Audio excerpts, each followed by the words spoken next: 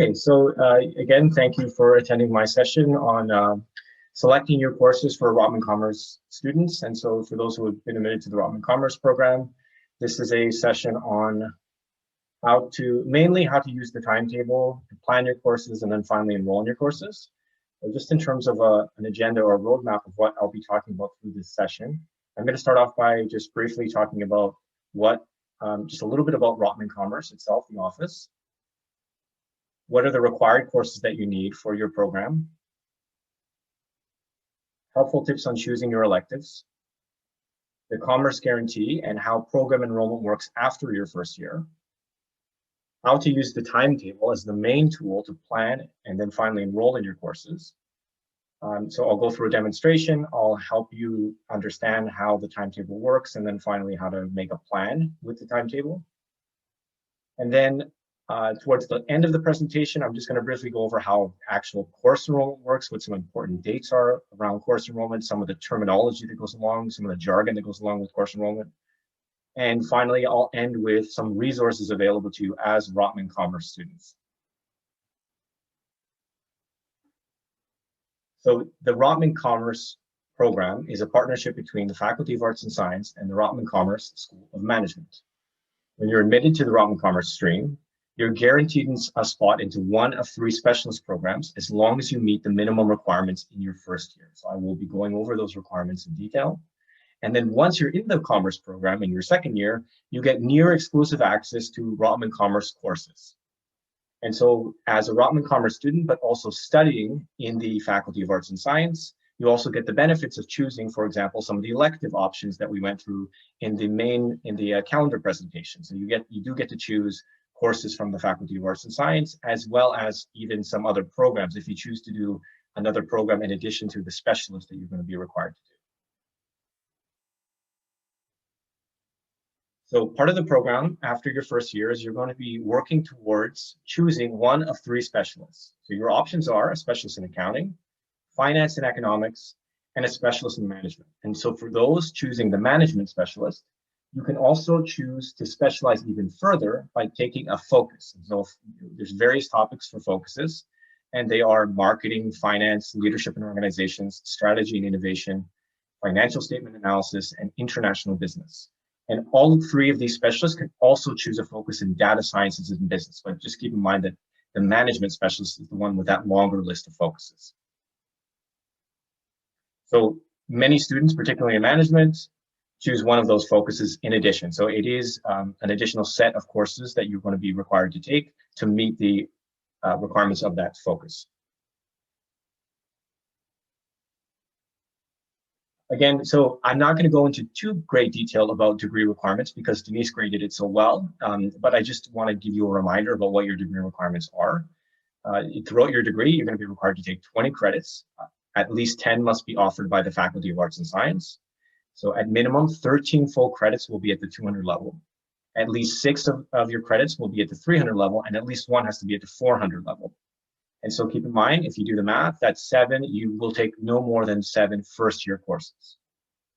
You're required to take as part of your program a minimum of 8 Rotman Commerce courses, RSM/MGT courses, and 8 other arts and science courses. So these are non-Rotman Commerce courses. Again, your program requirements are that you must choose one of the 3 specialists at the end of your first year, once you've accumulated 4 full credits. Breadth requirements apply to you. Again, I won't go into detail about that, but we did review the breadth requirements. Those will also apply to you as a Rotman Commerce student because of the partnership between Rotman Commerce and the Faculty of Arts and Science. And at the end of your degree, you'll be required to have a CGPA of 1.85 in order to graduate. These are your required courses that you must take as part of the Rotman Commerce program.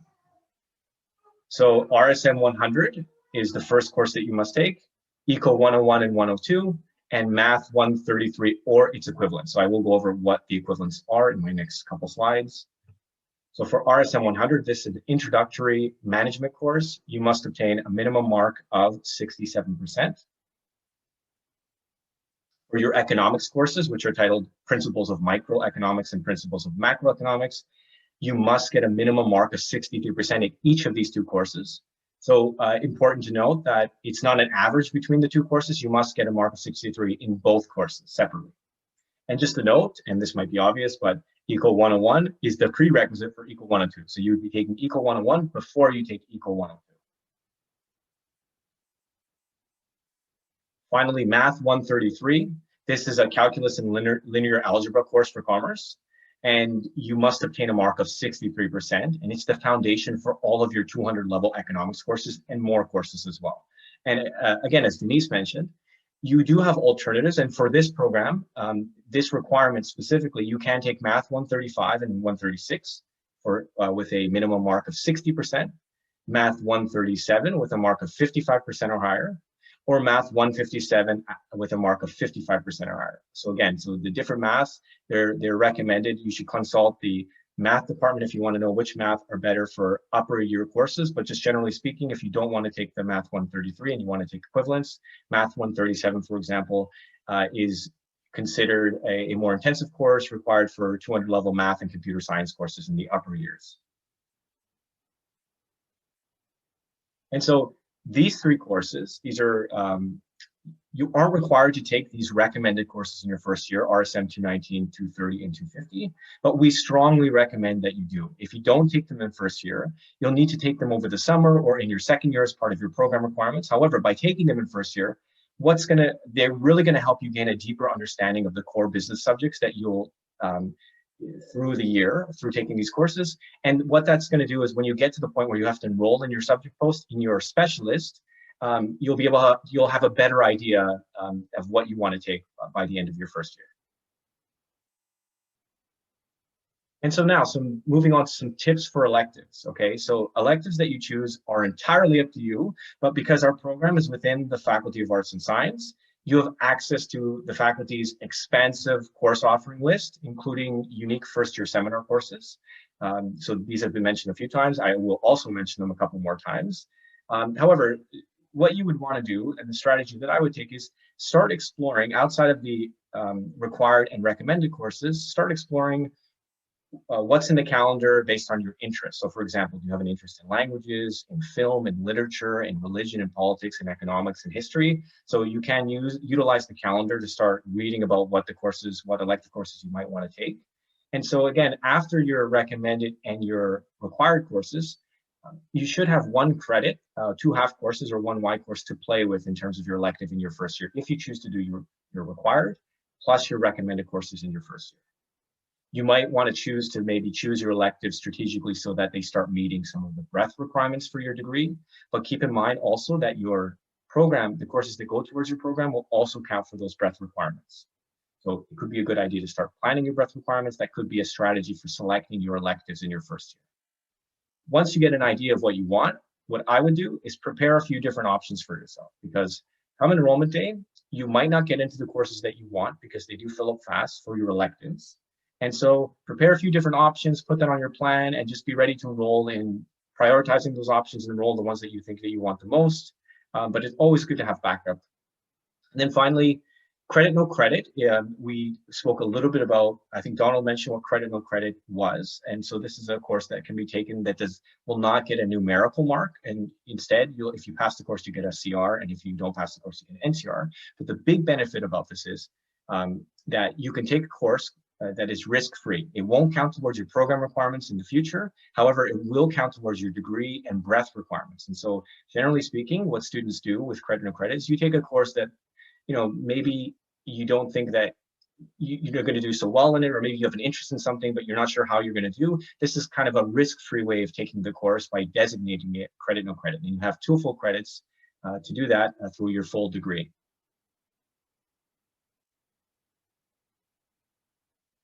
So again, I just want to mention some of the special first-year opportunities for you, so available to you in your first year.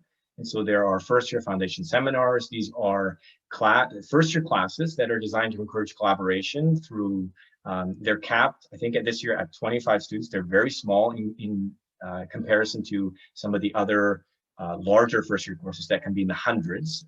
So very small classroom environment, and really it's you participate in discussions and you develop written, oral, and teamwork skills. really they're designed for you to foster a connection between the peers that are in the class and the professor. So you're going to be working one-on-one with your peers and your professor. And some examples that these are not Innis examples, but these are just general examples, and they're very interesting courses. There's something for everybody, and some titles that I pulled up for you are Murder and Other Deathly Crimes, Julius Caesar, and the Innis course, Cities Where Movies Are Made, which I think is a course all around about Toronto, where movies are filmed in Toronto. And so you can explore a full list of courses at this link. And then I did want to mention the First Year Foundations 1 programs. So these are offered to, by all 7 colleges, but you don't need to go to that college to take one of these foundation programs. Some require application, like the VIC 1 program. And typically this would combine 1 or more seminar courses with co-curricular events, such as guest lecturers, and some experiential learning opportunities, such as maybe a field trip. So it will depend on what course. Again, small class experience, the opportunity to make connections with your peers and professors, and that's available at this link as well. So I do want to mention that as a Rotman Commerce student in your first year, you will automatically be enrolled in something called an FLC. That's it's called a First Year Learning Community, pronounced FLIC, and it's going to appear on your timetable as RSM 099Y1. So this is not technically a course; it's a co-curricular program, which means that it's not for credit.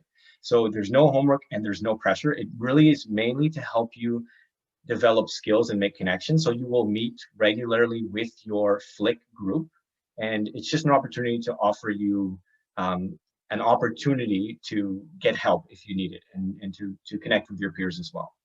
And so even though it's not for credit, you are going to receive a notation on your transcript that says that you completed your FLIC course. So please, we recommend that you stay in your FLIC course. It is a great resource for you. So, please attend and please stay in your FLIC course. And again, Charlie, our principal, did mention FYI at Innis. And so First Year Foundations, I did mention that there are a number of First Year Foundations across the university through the 7 offered by various departments. And so Innis last year offered 14 of them, and it was through a partnership between various departments and the Innis college office. And so they're taught by professors who are passionate about their subject. Again, small class sizes. And the important thing about Innis FYFs are that you get first crack at them. As Charlie mentioned, you do have priority during the priority period for Innis First Year Foundation courses. And so, and then also you get to know the staff at Innis as well through these courses, such as the learning strategist and the librarian. And again, more information at this link here. So moving on, I did want to mention that the reason why you're doing these required courses is to meet the commerce guarantee. So all students in your first year in the commerce stream are guaranteed a spot in the Rotman Commerce program beginning in second year, provided that they meet this guarantee by the end of the summer session. So that would be the end of August. So again, important to note that it's the end of August. So if you fail to meet any of the requirements through the fall and winter terms, you do have an opportunity to take summer courses to meet the guarantee by the end of the summer term. So I won't go over, but as you can see, again, you have to take RSM, Eco 101, 102 in your math course, all with the minimum marks. You must accumulate a minimum 4 credits by the end of your first year. And if you are at all feeling that you will not meet the guarantee, so if you fail to meet the requirements, unfortunately, it doesn't mean that you lose the guarantee, but be proactive. If you do feel like you're not going to meet the guarantee, please seek help from a Rotman Commerce advisor or from the Innis College Registrar office. So I would encourage you to strongly be proactive about this and get in touch if you are having issues at all. And so this is looking way ahead at the end of your first year or at the end of the summer or the fall winter, depending on when you finish your program requirements, your guarantee requirements, is beginning in March, you're going to have to apply to one of the specialists, one of the 3 specialists that we talked about in one of those first slides. Okay, and you do this by logging onto ACORN, the Student Information System, or the SWS, or however we want to term it, and basically going to the program section and then adding or requesting that program. Okay, so after you've done that, in June, starting in June, you will get a response back from the Rotman Commerce office that either says you're invited or you're refused. Okay, so when you add the program, you've requested it, and then once you're invited and you meet the guarantee requirements, that will change to invited. Okay, it would go from requested to invited. And again, I just want to mention that if you don't meet the requirements by the end of the fall winter, you have the summer to do that. So your request will stay, your program will stay requested until the end of the summer, and once you meet the requirements by the end of August, the end of the summer term, it will change to invited. Now, as I move into the timetable, I just wanted to explain some of the terms and the jargon, and really just give you information on how to help you read the timetable and in part read the calendar as well. So I know that we went over this already, but I just wanted to mention again how course codes work. Every course code starts with a 3-letter designator representing the program or department. So in this case, it is an MAT course, which is the math department. 133, so that is the identifying digit of the course, and the first number of that identifying digit is the year of study. So 1 obviously being first year, 2 second year, 3 and 4 and so on. So up to 4th year. Y is the course weight, whether it's worth half credit or a full credit. So H equals half credit and Y equals full credit. 1 is the campus number. So the very last number is where the course is taught. In this case, and in most cases for your courses, especially in first year, they're going to be taught at the St. George campus. However, if you ever take a course at a different campus, you'll see either a 3 for UTSC, a 5 for UTM, or a 0 for off-campus. Y is the term in which the course is being taught. So important to note, so where it says -Y, that means fall and both fall and winter terms. Okay, so that's full terms, but if it said F, if it was an F1 course, -F, then it would be a fall term course. And if it said S, it would be winter term course. So I'm going to give you some examples of this. So again, this is how the academic year works. And it's divided into 2 semesters. So some of your courses will span both semesters, such as your math course, which is a Y course. And some of your courses, such as S section courses, will go from September to December in the first term, the fall term. And then S section courses will span the winter term from January to April. Just a few examples for you here. There's your Eco 101 H1F course. There's your Eco 101 102 H1S course. And there's your Math 133 Y1Y, spanning both the fall and winter terms.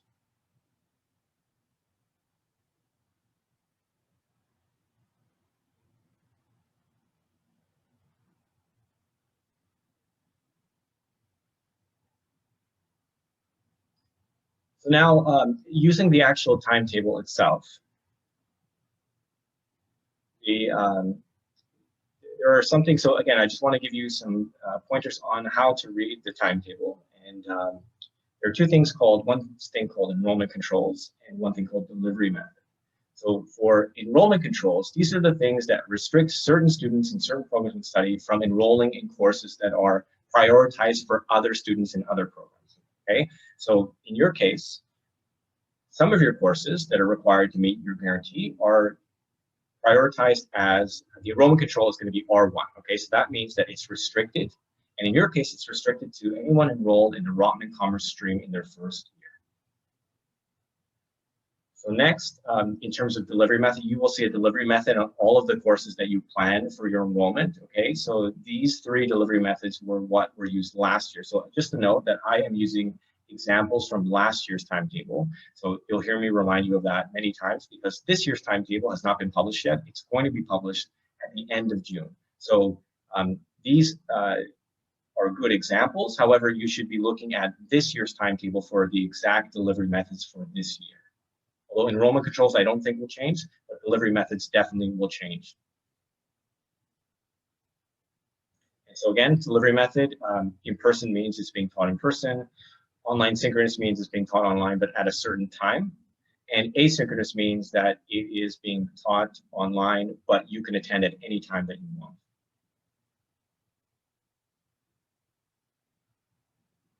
Every course is going to have a lecture section.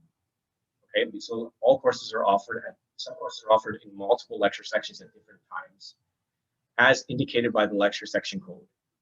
Some courses also have tutorials and practicals. So tutorials and practicals will appear below the lecture sections in the timetable, but will appear in the same place in ACORN. So please do not forget to enroll yourself in a practical or tutorial if your course has one of those components.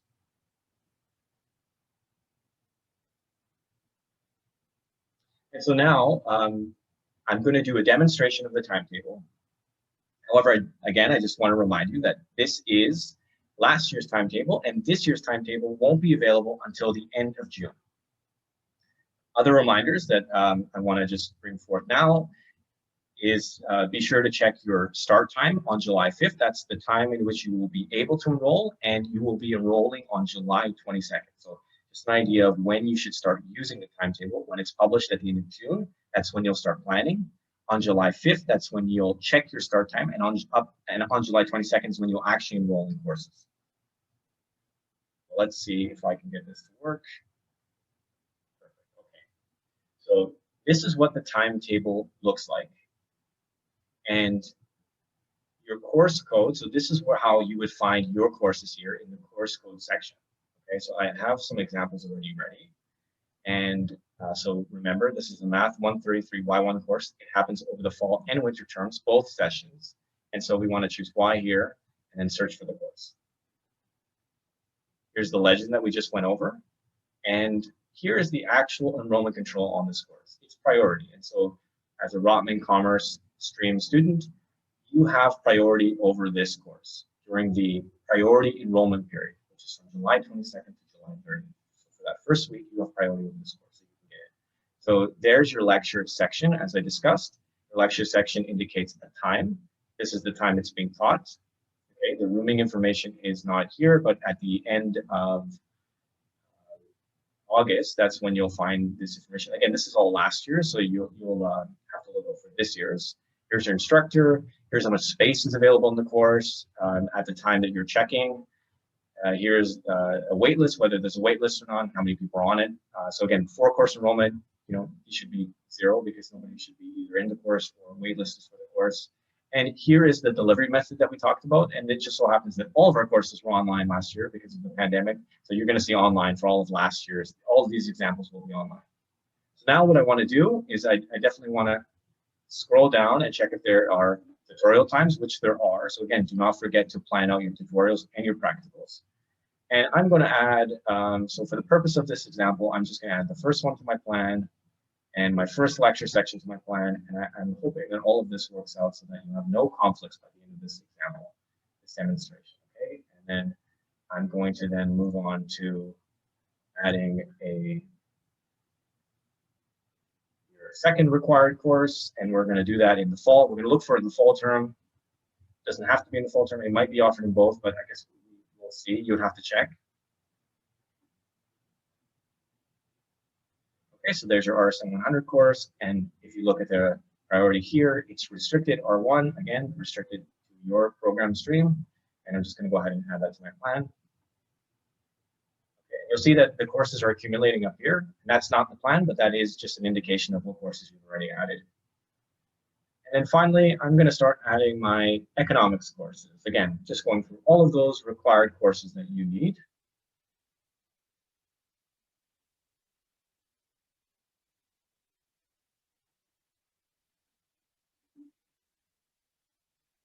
Okay, and there's your economics course, H1F, that's in the first term.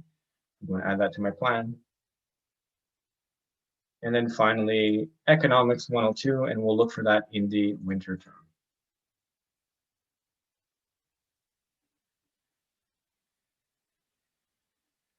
Okay, so as a final step in helping you plan, so again, I'm just not going to go through the electives because just in the interest of time, but I just want to, once you've added those required courses and then your recommended courses, what you want to do is view your timetable and just make sure that you haven't enrolled yourself into any conflicts.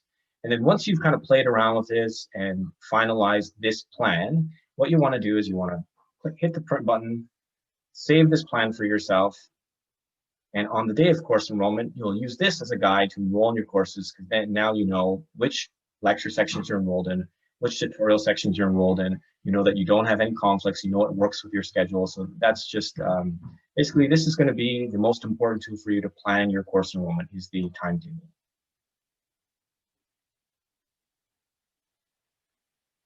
So the steps in terms of course enrollment. So again, as I mentioned, you're going to check your start time on July 5th, and you should enroll as soon as you can on your start time and start date. Your start date is going to be July 22nd, and that's the date in which you enroll in courses. And during the priority period, you can only enroll into 5 full credits. Starting July 30th, however, the priority period ends. This is called the general enrollment period.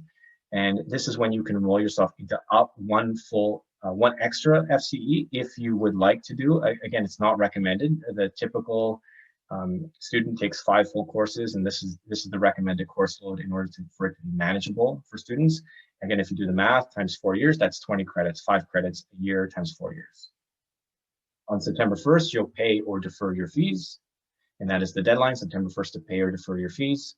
On September 9th, your classes will begin, and on September 22nd, that is the last day for you to add F and Y courses. So although I can't give you a live demonstration of how course enrollment works, what I'm going to do is I'm going to play this short video on how to enroll courses in ACORN, okay? So what you do is you go to your Enroll and Manage section of ACORN. Once you're logged in, you click on Courses, okay? It should be defaulted already to your first year degree, okay? This is just, it's showing you Humanities student, but in your case, it's going to say Commerce 1. You would search for your courses either by title or by course code. I recommend by course code, not by title, since you know what all of your required courses are. You then would choose your lecture section. And in this case, it has a practical, but in your case, it might have tutorial or a practical. And then once you've chosen the lecture sections with the times, you just click enroll and you are enrolled in that course. So some things to note about course enrollment is that some courses, not all courses, have waitlists. So a waitlist lets you line up for a course, quote unquote line up. And so what that means is that when spaces come free, students are automatically added, and then you move up in the line. Or when you get to the end of the line and you're number 1 in the waitlist, you then get automatically enrolled in the course when space becomes available. So tutorials and practicals do not have waitlists, and not all courses have waitlists. You'll also be emailed when you get enrolled into the waitlist, from the waitlist into the course. So check your emails regularly, but better yet, check your ACORN regularly to see if you've been enrolled. You can add yourself to waitlists of multiple sections of the same course. So for example, if a course has 3 lecture sections, you can waitlist for all 3. However, once you get enrolled into one of the lecture sections, you will be automatically removed from the other ones you're waitlisted for. And just a note about your course load. So waitlisted courses do count towards your course load. So because you are restricted to 5 full credits during the priority enrollment period, if you're waitlisted for 2 full credits, it means that you're unable to enroll in other 2 full credits while you're waitlisted. So it does take up space. So you do have to consider being realistic about the waitlist. If you're very high up on the waitlist and you don't feel like you're going to be enrolled in the course in a reasonable amount of time, then you have to make the decision of maybe trying other courses to enroll in rather than taking up space in your course load calculation, and that would limit you from enrolling in other courses. And then eventually, at some point, waitlists are turned off. So if you're number 2 on the waitlist and you're almost there, just note that that waitlist is eventually going to be turned off, and you're not going to get into the course once it's turned off. So there's no exceptions. The waitlist is erased, and that's the end of it. Some things to note about prerequisites and co-requisites. So ACORN does not check prerequisites, co-requisites, and exclusions in real time. And so what happens is these are checked by the department at a later date. So one thing to note is that if you've enrolled yourself in a course where you don't have the prerequisite or you're not taking the co-requisite, the department will remove you from the course at a later date without warning. So just please take note, do not enroll yourself into courses where you don't have the prerequisites. You may think that you're going to be staying in the course because you've been in it for a long time, but eventually the department is going to check on that. And then ACORN will allow you to enroll in a time conflict. So just take note that you can enroll yourself in a time conflict. ACORN is not going to stop you, but we highly do not recommend enrolling yourself in a conflict because you can't be in 2 places at once. So please do not enroll yourself in conflicts. So in terms of course load and term load, these are terms that you've heard a few times now through this presentation and through the calendar presentation. So the normal recommended course load is 5 full credits for the fall and winter term. So that would break down as 2.5 credits per term, and to a maximum of 6 full credits overall over the fall and winter. Again, not recommended that you take more than 5 full credits. but you can, after the priority period ends, take up to 6 full credits. And just in terms of term load, this means that this is the max amount of courses you can take in a term. Okay, so after the priority period ends, your term load is 6, meaning 3 full credits equals a term load of 6. Each course has a term load of 1.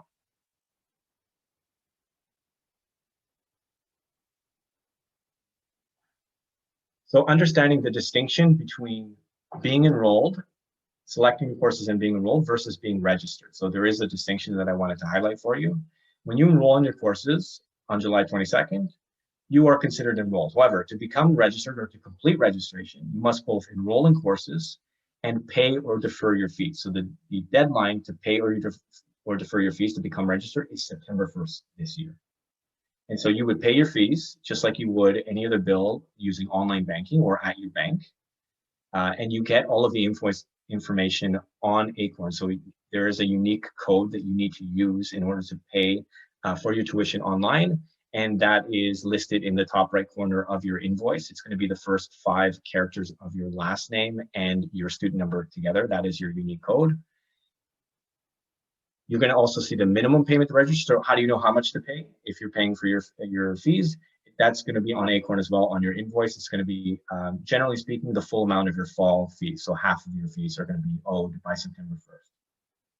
For those of you on student aid, such as OSAP, so you will be able to defer your fees on ACORN after you've applied to OSAP during the defer request period. So that, again, the deadline is September 1st to do that, to defer your fees if you're receiving OSAP. And you do that on ACORN. It's very simple to do on ACORN, and you'll know almost immediately whether the deferral was successful. So in terms of your fees, there's more information on the Student Accounts website in terms of how to make payments to the university, how deferrals work, and how much your tuition is. So in terms of your actual tuition, it's not yet published for this year how much your tuition is. However, for students who are from Canada paying the domestic rate, it should be roughly the same amount. So you can use this year's or whatever is on the Student Accounts website as a baseline to kind of figure out what your fees will be for the upcoming year, but do check the Student Accounts website, and I've included a link here. So check back soon on when those will be posted, but they should be posted quite soon. And for Rotman Commerce students, just so you know, this year, as in your first year, you pay the same rate as all other Faculty of Arts and Science students. It's a similar rate, and your fees are structured in a similar way. But in second year, your fees will change to something called the deregulated fee program. And so there are distinct differences between how your fees work in second year and other Faculty of Arts and Science students. And so I just wanted to bring this to your attention because where you can learn more. So if you click on this link that I've included, that's where you can learn more about how your fees work in your second year. But for now, you can just check back soon on the Student Accounts website, and that should give you an idea of where your fees are at for this year. So all of the things that I've talked about in this presentation are basically listed on these websites. So I've included this in my presentation. And when you access this presentation on the Quarkus Innis 101 course, you'll be able to find all of these helpful links and click on them. And so I just wanted to end with some resources for you. So utilize again, as I said, you are going to be automatically enrolled into your FLIC community course. And so please utilize your FLIC. Please attend those. I think they're going to be very helpful and very resourceful for you. If you run into any trouble, especially, for example, if you think you're not going to meet the guarantee requirements, seek advising right away. The Innis College Registrar's Office is a great place to get academic advising, or contact the Rotman Commerce Office for advising. Some other resources available to you as Rotman Commerce students is you have the Rotman Commerce Career Services Office, where you're going to get a dedicated team that provides essential resources for career planning in the future. So if you want to look way ahead and want to start planning your career, that's where you can find helpful resources on that, and you can meet with staff and talk about that kind of stuff. Use your Rotman Commerce portal. So all of the stuff all the resources that are available to you are going to be in your Rotman Commerce portal. So you can book advising and career coaching appointments. You can sign up for events. You can access resources, and you can view leadership and job opportunities. So those will all be there in your Rotman Commerce portal.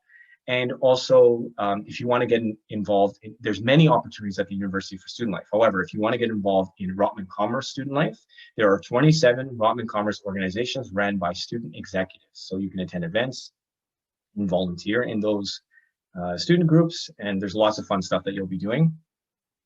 I've included a link to all of the things that I've talked about on this page right here for you, so you can simply click and get access to those. And then I want to end the presentation with just providing some upcoming Rotman Commerce events for you. So there's something called RC Startup. It's a series of online presentations, faculty lectures, and panels to help students learn more about all aspects of the Rotman Commerce program in your first year. It's taking place between June 29th and July 30th. And on July 5th, there's something called Ready for Course Selection. That's a session on how to choose courses, maybe similar to this session. There's RC Summer Prep Series. It's a series of 4 learning skill workshops to help you prepare for your first year. Again, similar to FAS Arrive Ready, and it takes place on Wednesdays between July 21st and August 18th. And so finally, academic advisors are available to you for Q&A sessions every Monday in July and August for first year advising questions. So the information, this is just a sneak peek, but the information will eventually be on the admin.rotmancommerce.utoronto.ca website. So please check back that website if you want to be up to date with the events that are available to you. So I will end there and start, if we have some time, hopefully we can take some questions.